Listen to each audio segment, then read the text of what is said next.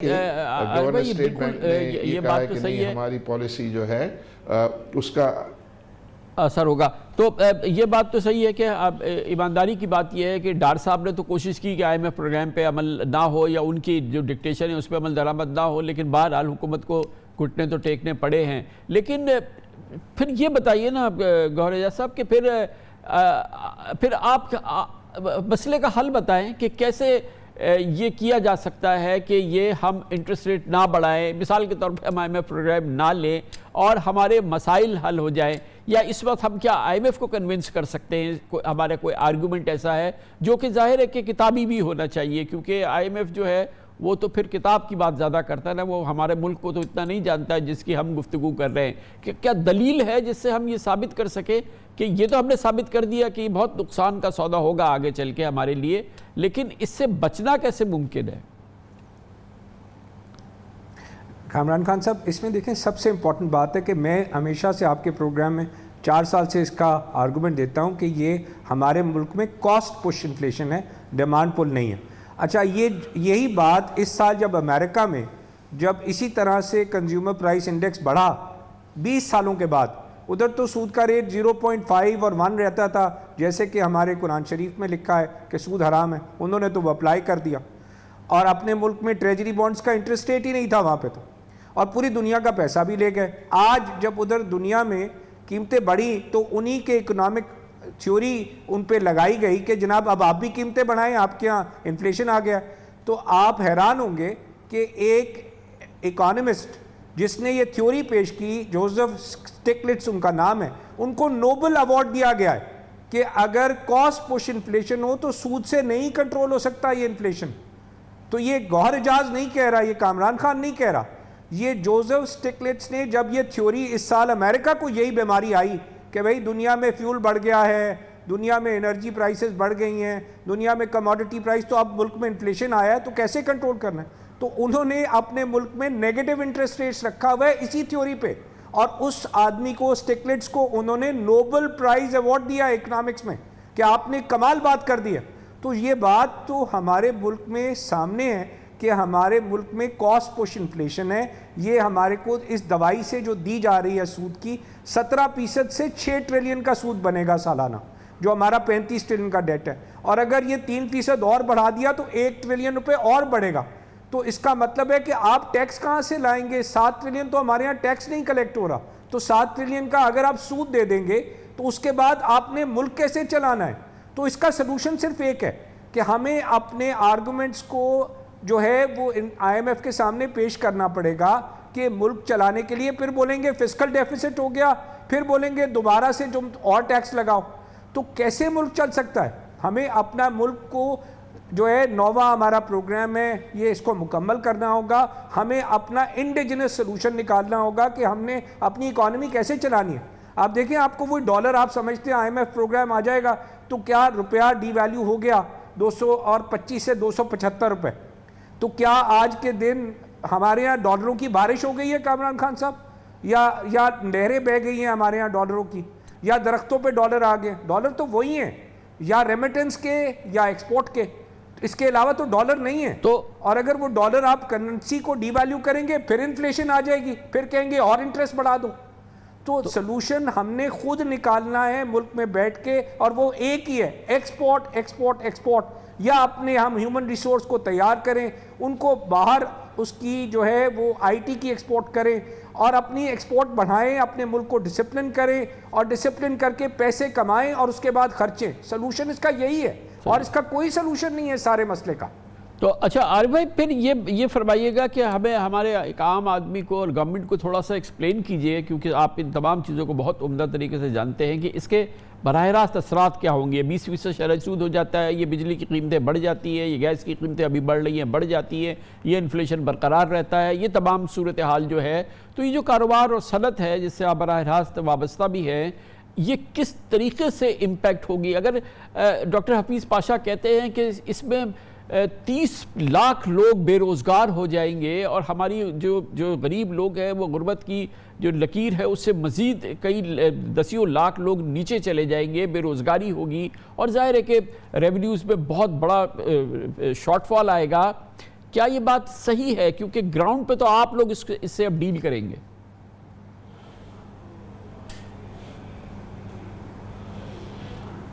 G I think اس کے سب سے بڑا وکٹم تو جیسے بات ہو رہی ہے کہ خود گورنمنٹ آف پاکستان ہوگا اور اس کی جو ہے وہ جو کاسٹ بڑھے گی.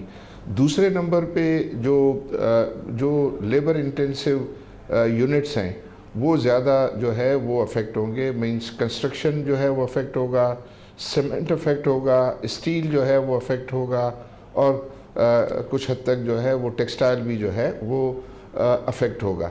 باقی دوسرے سیکٹرز ہیں جیسے ای این پی ہے, فرٹیلائزر ہے, بینکنگ سیکٹر تو اس کا بینیفیشری ہوتا ہے, تو وہ ان کے اوپر جو ہے وہ اتنا ساتھ. لیکن جو زیادہ لیبر انٹینسو ہیں تو وہاں اگر ان کو وہ دو جو ہے وہ بڑے ایشوز سے جو ہے ان کو درپیش ہیں. ایک تو یہ ہے کہ ڈالرز کی اویلیبلٹی نہ ہونے کی وجہ سے را میٹیریل جو ہے وہ اویلیبل نہیں ہو پا رہا ہے, اور بہت ساری انڈسٹریز جو ہے وہ یہ اس وقت کہہ رہی ہیں, شور مچاتی ہیں کہ ان کے پاس اب 1 سے 1.5 مہینے کے جو ہے وہ را میٹیریل کے سٹاکس رہ گئے ہیں, اینڈ بیونڈ دیٹ جو ہے وہ ابھی کوئی ایل سیز کھل نہیں رہی ہیں. تو بہت سیریس ایشو آتا ہوا لگتا ہے, انلیس کہ یہ آئی ایم ایف کا پروگرام جو ہے وہ کنفرم ہو اور اس کے بعد جو ہے وہ انفلوز جو ایکسپیکٹڈ ہیں وہ آنا شروع ہو جائیں. تو مجھے لگتا ہے کہ اس کا سب سے بڑا اثر جو ہے وہ گورنمنٹ کے فائنانسز پہ ہوگا, اس سے اور ٹیکسز کے خطرات بڑھیں گے, اور پھر جو لیبر انٹینسو انڈسٹریز ہیں یہ جس میں کہ مطلب یہ ہے کہ کنسٹرکشن, ٹیکسٹائل, سیمنٹ, اسٹیل جو ہے یہ بہت بری طرح جو ہے وہ افیکٹ ہوں گے, اور اس میں ان کے بند ہونے کے بھی جو ہے وہ رسک ہیں, یا کم از کم کیپیسٹی یوٹیلائزیشن کم ہونے کا جو ہے وہ ڈر ہے. تو اب اس میں یہ ہے کہ گورنمنٹ جو ہے وہ اس کا حل یہ ہے کہ ڈسپلن لائے, اور ڈسپلن کے ذریعے وقت گزارے یہ, اور پھر یہ ہے کہ بیس افیکٹ کی وجہ سے جب انفلیشن کم آئے تو پھر انٹرسٹ ریٹ جو ہے وہ دوبارہ جو ہے وہ نیچے آئیں. تو پھر گوہر صاحب یہ فرمائیے گا کوئکلی, نئی انویسٹمنٹ تو جو ہے وہ بھول ہی جائیں اس کیونکہ آپ ایکسپورٹرز کو آپ ان کے سرپرست اعلیٰ ہیں, یہ بتائیے کہ یہ جو اتنا اب ایکسچینج ریٹ پہ گراوٹ آئی ہے, جو روپے کی ہماری اتنی میسو ڈی ویلیویشن ہوئی ہے, تو ایکسپورٹر کے تو وارے نیارے ہونے چاہیے نا. یہ جو کاسٹ آف ڈوئنگ بزنس یہاں بڑھ رہی ہے, یہ اس سے آفسیٹ نہیں ہو جائے گا جو اتنا آپ کو ایکسچینج ریٹ کا فائدہ ہوا ہے اس میسو ڈی ویلیویشن سے؟ آپ تو کچھ ایکسپورٹ بڑھا کے دکھائیں نا, اب اتنی زبردست ہمارے روپے کی قدر تو زمین پہ چلی گئی ہے. کامران خان صاحب بڑا اچھی بات آپ نے کہی ہے کہ ایک بڑا انٹرسٹنگ یہ آرگومنٹ ہے کہ روپیہ ڈی ویلیو سے ایکسپورٹ بڑھ جائے گی. روپیہ تو 1981 میں 10 روپے کا تھا خان صاحب, آج جو ہے وہ 220 روپے ہو گیا, اب آج 270 ہو گیا. تو ہم تو ایکسپورٹ پہ $30 بلین پہ پہنچے 1 روپے سے 270 کر کے. تو اگر یہ ایسا ہوتا تو ہم تو پھر $270 بلین پہ ہونے چاہیے تھے. تو میرا پوائنٹ صرف یہ ہے کہ آپ کو جو گین آتا ہے وہ گین آتا ہے صرف جو آپ کے پاس انوینٹری پڑی ہوتی ہے, اس کے علاوہ کوئی گین تو انوینٹری تو تھی نہیں انڈسٹری کے پاس, کیونکہ کاٹن کی تو ایل سی نہیں کھلی. ہمارے یہاں کاٹن کی کراپ فیل ہو گئی, 15 ملین کی کنزمپشن تھی, 5 ملین کی کراپ ہو گئی, ٹوٹل 10 ملین کا شارٹ فال تھا جس کی ایل سی نہیں, اور سخت سپلائی چین ایشوز ہیں. آپ کی جو انرجی پرائس ہے اور گیس پرائس ہے وہ ڈالرائزڈ ہے. تو آپ کے پاس کیا چیز ہے جو کہ آپ کے پاس آپ کو وائبلٹی آئی؟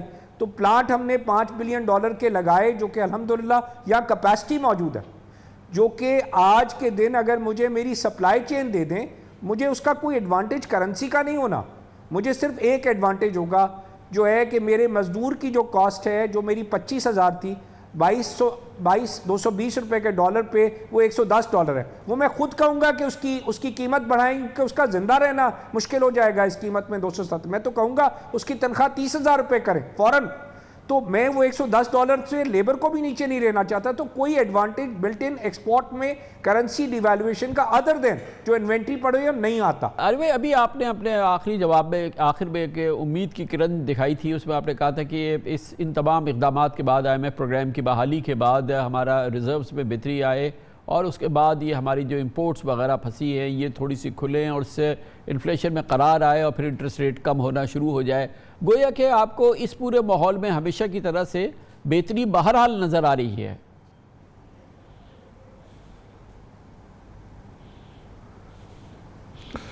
دیکھیے پہلے تو ابھی جو ہے وہ ٹیسٹنگ ٹائم رہے گا، ٹیسٹنگ ٹائم یوں رہے گا، اور دیکھنا ہم کو یہ ہے کہ اس وقت سب سے زیادہ جو ہے وہ وریسم چیز کیا ہے؟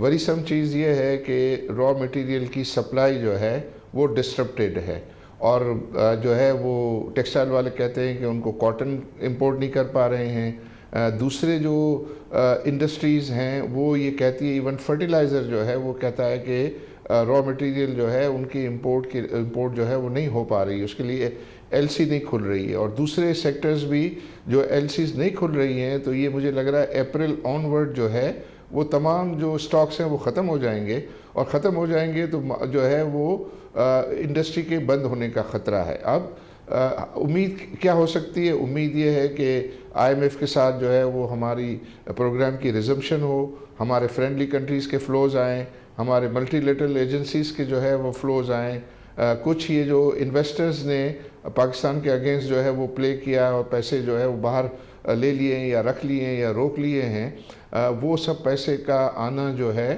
وہ ہو، اور اس میں جو ہے وہ کچھ نارمل سی آئے، اور نارمل سی آئے، اور یہ ایل سیز وغیرہ جو ہے وہ کھولنے کی ہم پوزیشن میں آ جائیں۔ تو پہلا تو جو ہے وہ یہ کرنا۔ بہت بہت